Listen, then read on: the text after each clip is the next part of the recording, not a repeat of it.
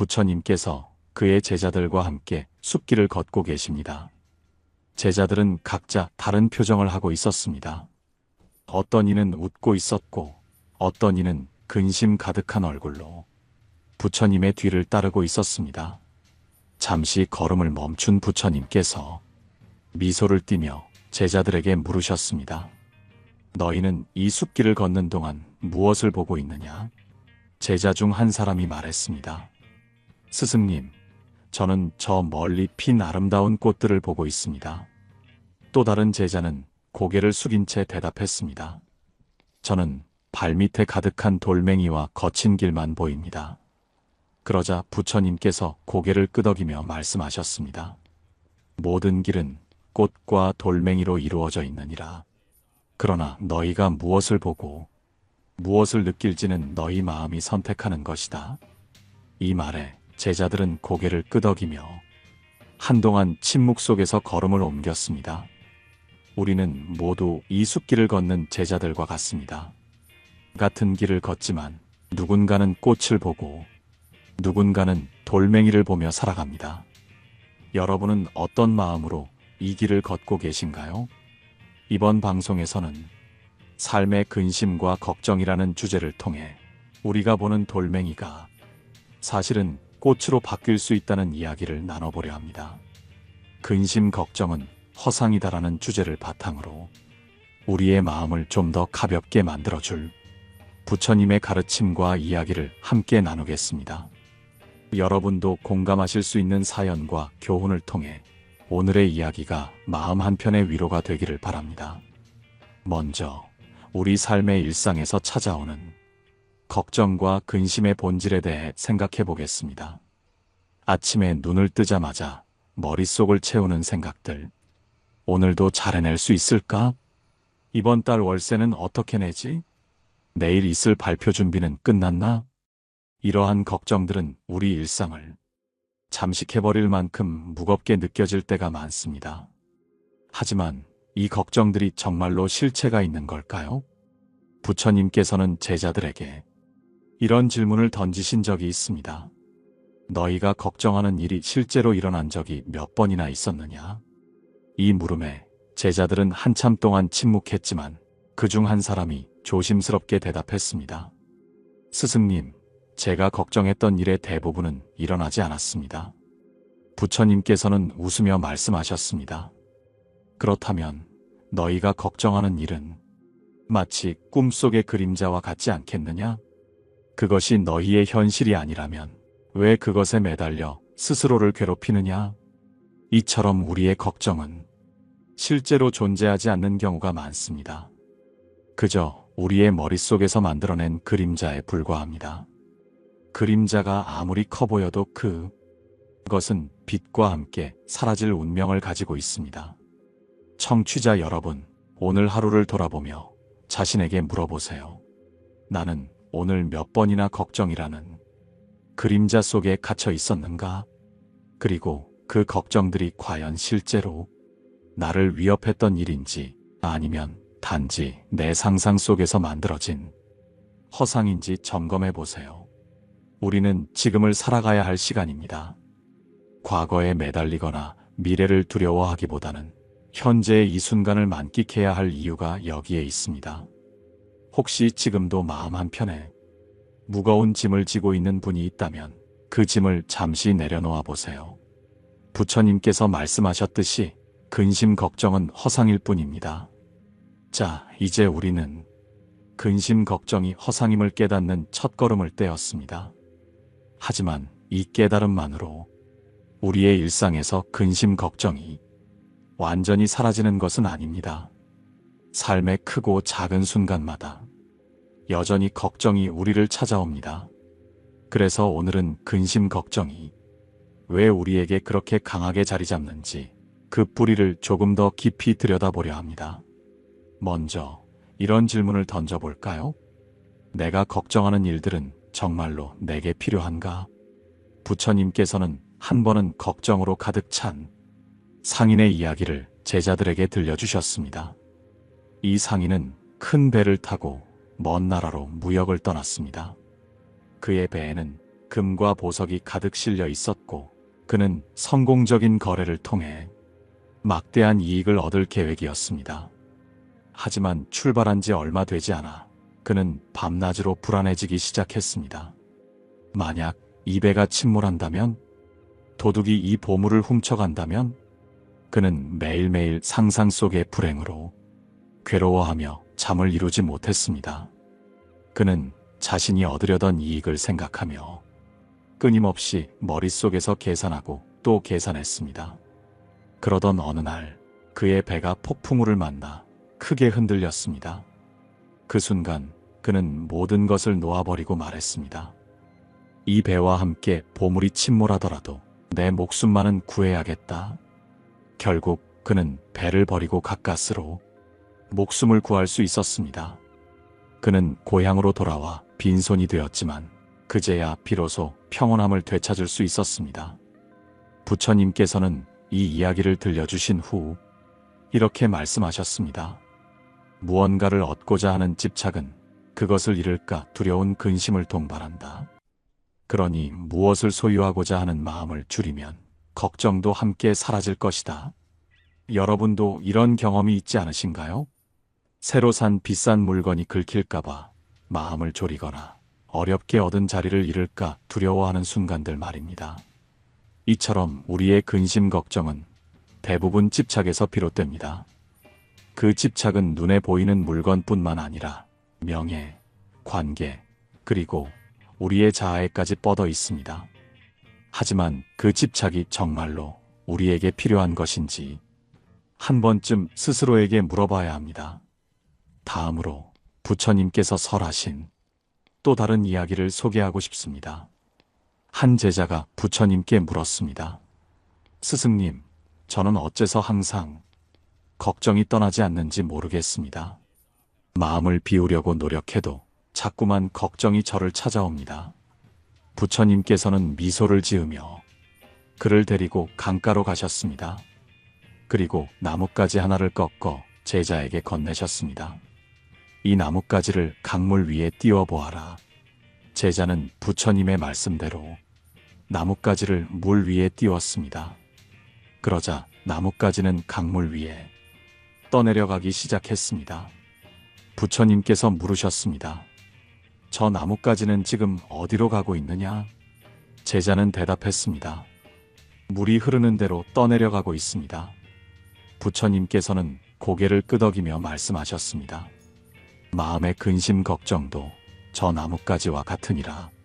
너는 그것을 붙잡고 싶어 하지만 사실 그것은 내 손을 떠나 이미 흘러가고 있는 것이다. 그러니 내가 할 일은 단지 그것을 흘려보내는 것이니라. 우리가 걱정에 사로잡히는 이유 중 하나는 그것을 붙잡고 놓지 않으려는 마음 때문입니다. 우리는 걱정을 붙잡음으로써 어떤 해결책을 찾을 수 있다고 믿습니다. 그러나 실상은 그렇지 않습니다. 걱정을 붙잡고 있는 동안 우리는 오히려 현재의 행복과 평안을 놓치고 있을 뿐입니다. 청취자 여러분, 지금 여러분을 괴롭히는 걱정 하나를 떠올려 보세요. 그리고 상상해 보세요. 그 걱정이 강물 위에 떠 있는 나뭇가지라고. 그것이 여러분의 손을 떠나 멀리 흘러가도록 마음속에서 놓아보세요. 여러분의 마음이 조금이라도 가벼워지셨나요? 다음 시간에는 근심 걱정을 흘려보낸 후 비워진 마음에 무엇을 채워야 하는지 이야기 나누겠습니다. 삶은 흘러가는 강물과도 같습니다. 그 강물을 거스르지 않고 그저 흘러가는 대로 따라가는 법을 배워봅시다. 근심 걱정을 흘려보내고 마음을 비우는 법에 대해 이야기를 나누었습니다. 하지만 비워진 마음을 그대로 두는 것은 또 다른 문제를 불러올 수 있습니다. 왜냐하면 마음은 빈 공간을 싫어하기 때문입니다. 비워진 마음에 무엇인가를 채워넣지 않으면 우리는 다시 불안과 집착으로 그 공간을 채우려 할 가능성이 큽니다. 그래서 오늘은 비워진 마음을 무엇으로 채워야 할지에 대해 이야기해 보려고 합니다. 부처님께서는 이렇게 말씀하셨습니다. 마음이 비워진 자리에 자비와 지혜를 채우라. 그것이 진정한 평안을 이루는 길이니라. 오늘의 이야기는 이 가르침에서 출발합니다. 먼저 비워진 마음을 채우기 위한 첫 번째 요소인 자비에 대해 생각해 볼까요? 자비는 단순히 남을 불쌍히 여기는 마음이 아닙니다. 그것은 타인의 고통을 자신의 고통처럼 느끼고 그 고통을 덜어주고자 하는 진심 어린 마음입니다. 부처님께서는 자비심이 어떻게 우리 마음을 치유하고 평안을 가져오는지 알려주는 이야기를 들려주셨습니다. 어느 날 한 마을에 큰 가뭄이 들었습니다. 마을 사람들은 물이 부족해 다들 신경이 날카로워지고 서로를 원망하며 다투기 시작했습니다. 그러던 중 한 청년이 마을 사람들을 위해 작은 우물을 파기 시작했습니다. 주변 사람들은 그에게 이렇게 말했습니다. 내가 아무리 애를 써도 이 가뭄에 물이 나올 리 없다.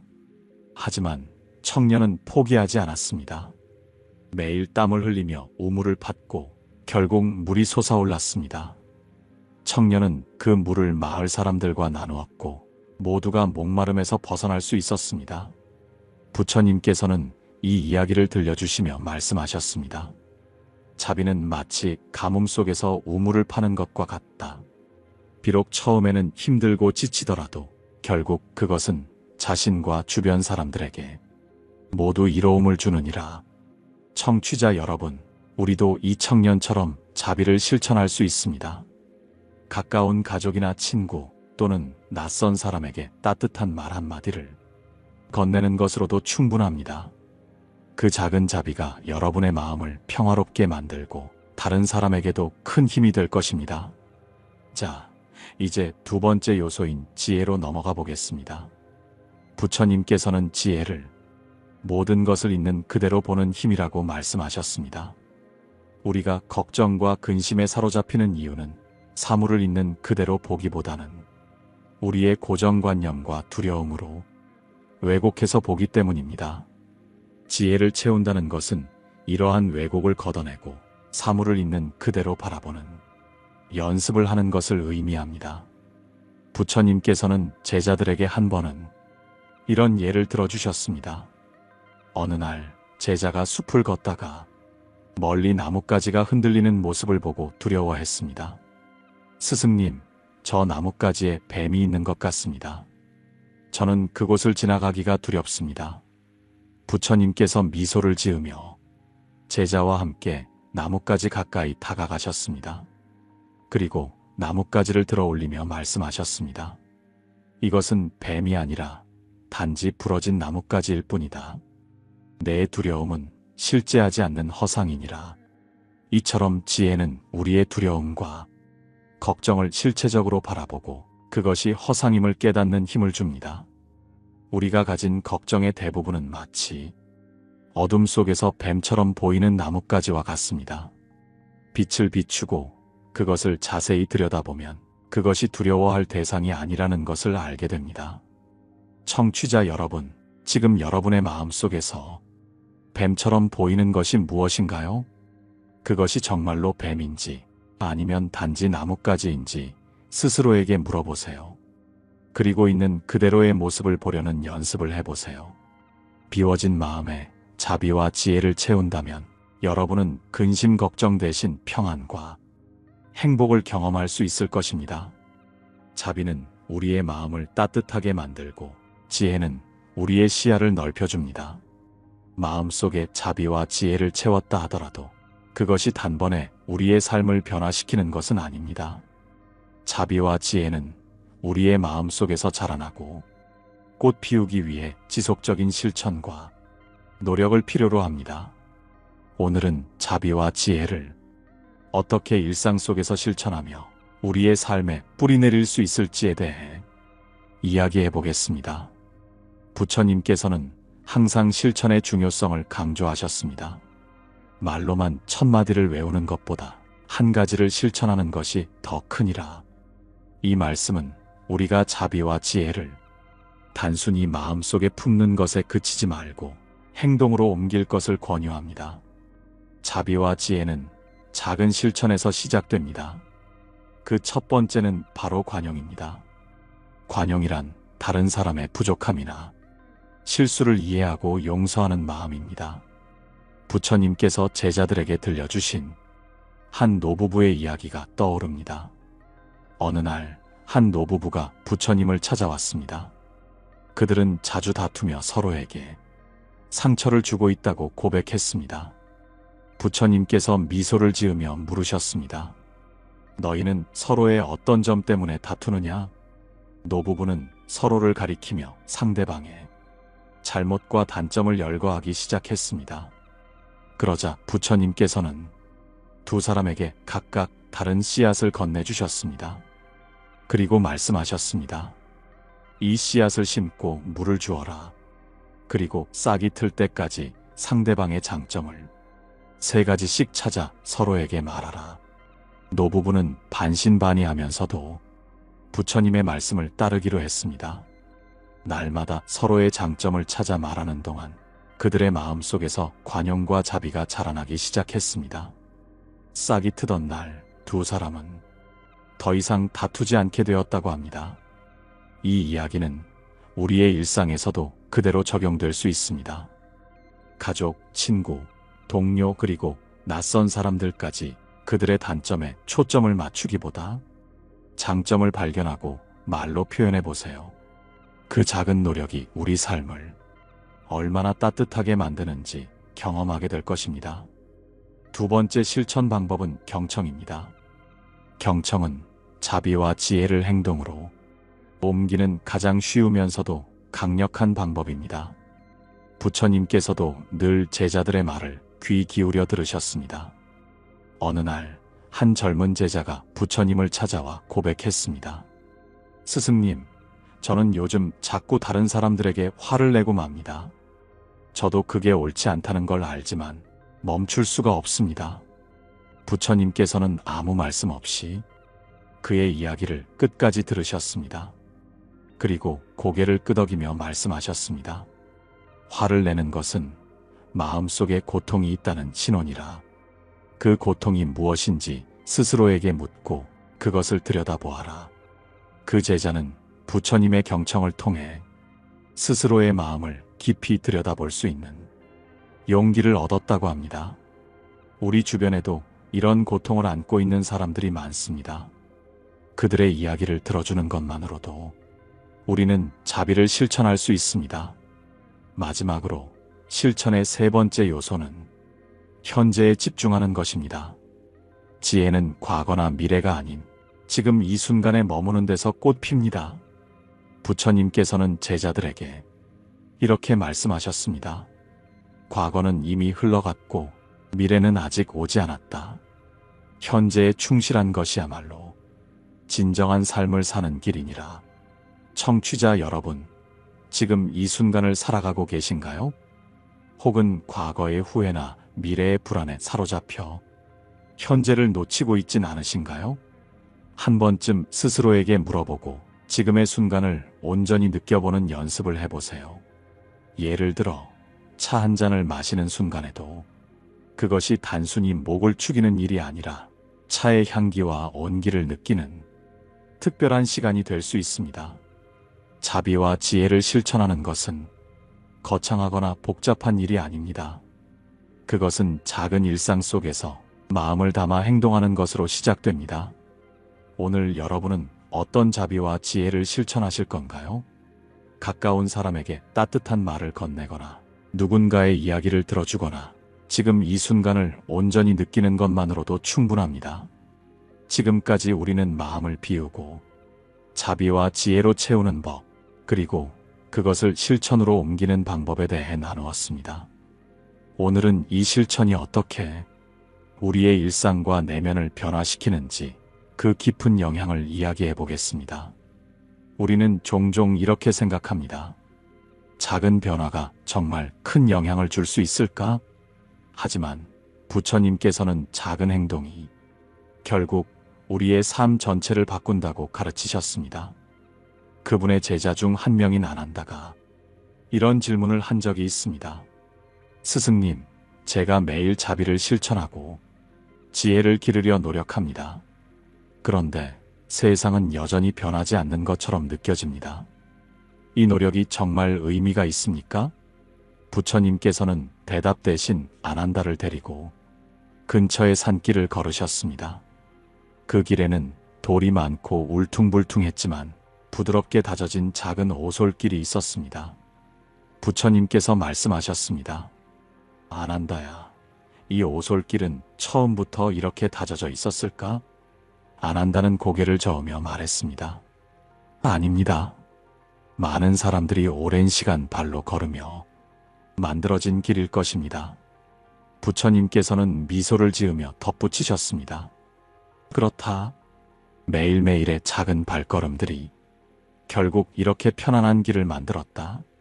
자비와 지혜를 실천하는 것도 이와 같으니라. 너의 노력이 비록 작게 느껴질지라도 그것은 너와 세상에 깊고 오래된 길을 만들어줄 것이다. 부처님의 이 가르침은 작은 행동들이 우리 삶과 주변에 미치는 영향을 잘 보여줍니다. 그럼 작은 변화가 어떤 결실을 맺을 수 있는지 실천 사례를 통해 살펴보겠습니다. 먼저 자비가 가져오는 변화를 생각해 봅시다. 한 사찰에 스님 한 분이 있었습니다. 그는 매일 아침 사찰 앞 마을로 내려가 노숙자들에게 따뜻한 죽을 나눠주는 일을 했습니다. 몇 년 동안 그는 같은 일을 반복하며 특별한 보답을 기대하지 않았습니다. 어느 날 한 남자가 그를 찾아왔습니다. 그 남자는 과거에 노숙자로 살던 사람이었지만 스님의 도움 덕분에 삶을 새로 시작할 수 있었다고 말했습니다. 그는 감사를 전하며 이제 자신도 다른 사람들을 돕고 싶다고 다짐했습니다. 스님의 작은 자비가 한 사람의 삶을 바꾸었고 그것은 또 다른 자비로 이어지게 된 것입니다. 이처럼 자비는 우리 자신뿐만 아니라 우리와 연결된 세상에도 변화를 일으킵니다. 다음은 지혜가 가져오는 변화에 대해 살펴보겠습니다.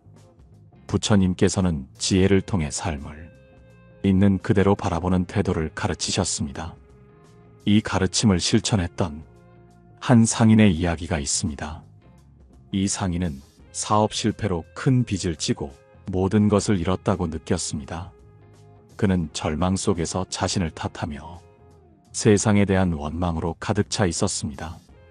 그러던 중 그는 부처님의 가르침을 듣게 되었습니다. 모든 것은 변하니 고통 또한 영원하지 않다. 있는 그대로를 받아들이고 그 안에서 배우라. 그는 이 말을 되새기며 자신의 상황을 있는 그대로 받아들이고 그 안에서 새로운 길을 찾기로 결심했습니다. 그는 작게 시작한 장사를 통해 다시 일어섰고 오히려 과거의 실패 덕분에 더 지혜로운 사람이 되었다고 고백했습니다. 그는 말했습니다. 제가 사업 실패를 겪지 않았다면 오늘의 평온을 알지 못했을 것입니다. 그 고통은 저를 더 나은 사람으로 만들어준 선물이었습니다.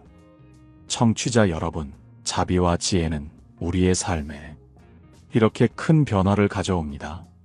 하지만 그것은 단번에 이루어지는 것이 아닙니다. 작은 실천들이 쌓이고 그 실천들이 우리의 마음과 삶을 점차 변화시키는 것입니다. 오늘 여러분의 하루는 어떤 실천들로 채워져 있나요? 작은 자비의 행동 하나, 그리고 작은 지혜의 깨달음 하나가 내일의 여러분을 더 평화롭고 행복하게 만들 것입니다. 작은 발걸음이 오솔길을 만들듯이 여러분의 작은 행동들이 세상을 더 나은 곳으로 만들 수 있다는 것을 기억하세요. 지금까지 우리는 자비와 지혜의 실천이 개인의 삶을 어떻게 변화시키는지에 대해 살펴보았습니다.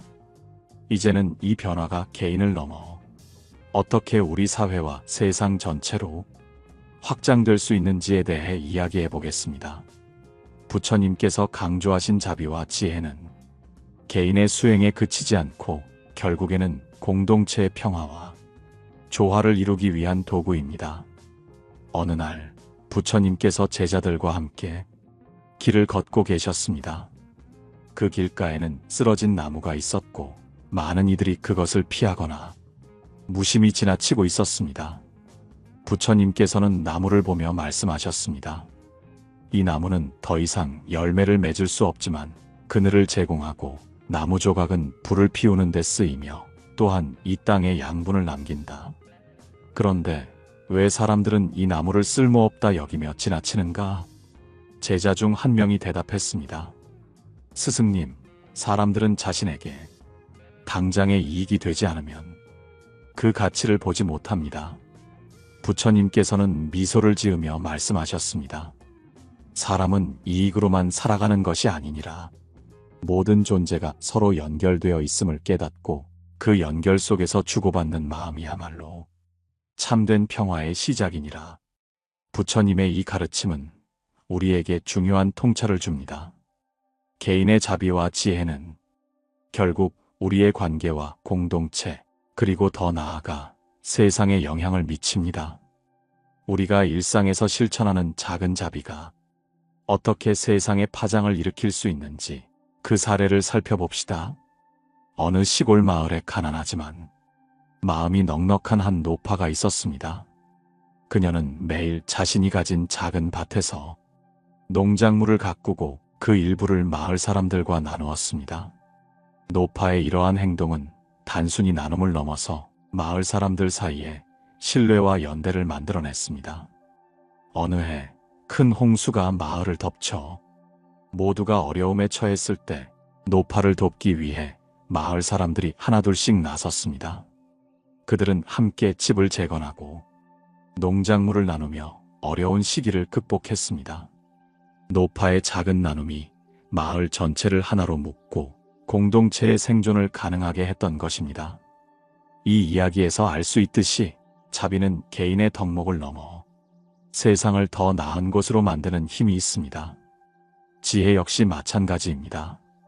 지혜는 우리를 이기심에서 벗어나게 하고 세상의 다양한 관점을 이해하게 해줍니다.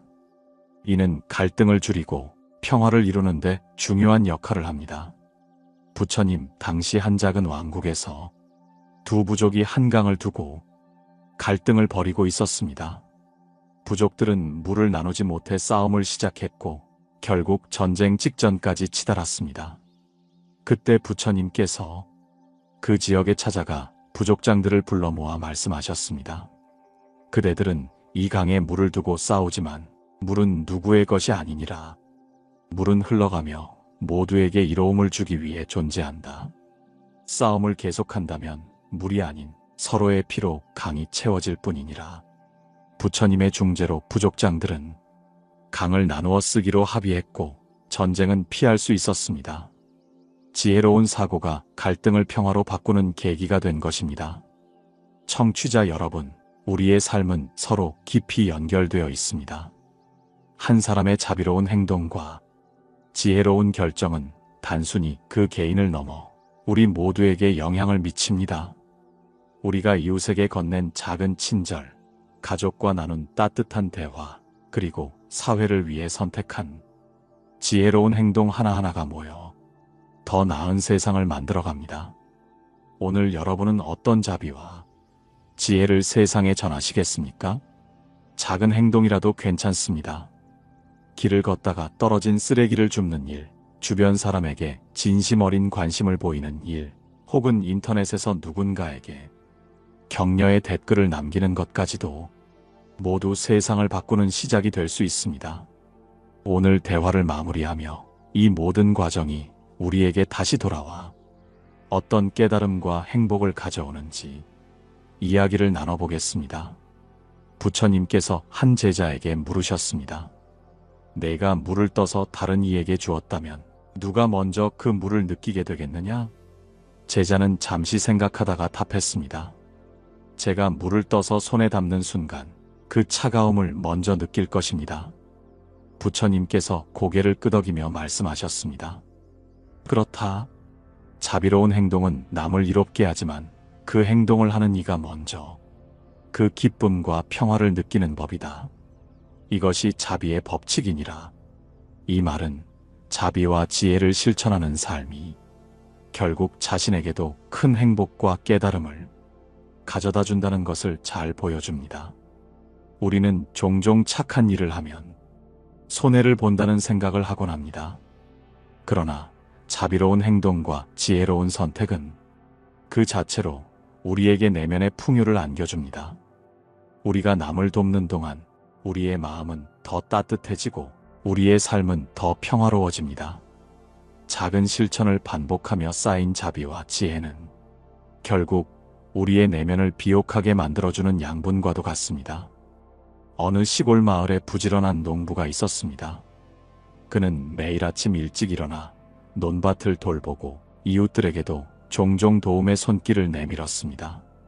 어느 해에는 가뭄이 들었고 많은 농부들이 논밭을 포기했습니다.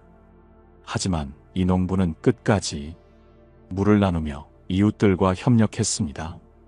가을이 되자 그의 논은 풍성한 수확을 맞이했고 그 결실은 단순히 농사의 성과를 넘어서 그동안 쌓아온 나눔과 신뢰의 결과임을 깨달았습니다. 이 농부의 이야기는 우리가 심은 자비와 지혜의 씨앗이 결국 우리에게도 풍성한 결실로 돌아온다는 사실을 잘 보여줍니다. 청취자 여러분, 오늘 하루를 돌아보며 스스로에게 물어보세요. 내가 실천한 작은 자비와 지혜가 무엇인지, 그리고 그것이 나에게 어떤 기쁨을 주었는지 말입니다. 물론 실천은 때로 쉽지 않습니다. 상황이 어렵거나 다른 이들의 반응이 기대와 다를 때 우리는 좌절감을 느낄 수도 있습니다. 그러나 부처님께서는 이런 순간에도 흔들리지 말라고 가르치셨습니다. 바람이 강하게 불어도 거대한 산은 흔들리지 않느니라. 자비와 지혜의 마음도 그러하니 세상의 모든 소리에 흔들리지 말라. 우리가 자비와 지혜를 실천하며 살아간다면 우리의 내면은 점차 산처럼 흔들리지 않는 평온을 얻게 됩니다. 그리고 그 평온은 우리 주변의 사람들에게도 전해져 세상을 더 나은 곳으로 만들어줍니다. 이제 여러분에게 질문을 드립니다. 오늘 하루 어떤 자비로운 행동으로 여러분의 마음을 따뜻하게 만들고 주변의 평화를 전할 수 있을까요? 생각만으로도 좋습니다. 그리고 그 생각이 내일의 행동으로 이어지길 바랍니다. 오늘 방송의 핵심 메시지를 요약하자면 자비와 지혜는 단순히 세상을 변화시키는 도구가 아니라 우리 자신에게 행복과 깨달음을 안겨주는 삶의 방식입니다. 끝으로 여러분의 참여를 부탁드립니다. 이 방송을 들으며 느꼈던 점, 오늘 실천해볼 자비와 지혜의 작은 행동들에 대해 댓글로 남겨주세요. 여러분의 이야기가 다른 이들에게도 영감을 줄 것입니다. 좋아요와 구독도 잊지 말아주세요.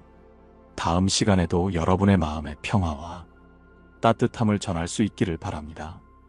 오늘도 부처님의 가르침처럼 삶을 온전히 만끽하며 살아가시기를 기원합니다. 감사합니다. 고요한 울림이었습니다.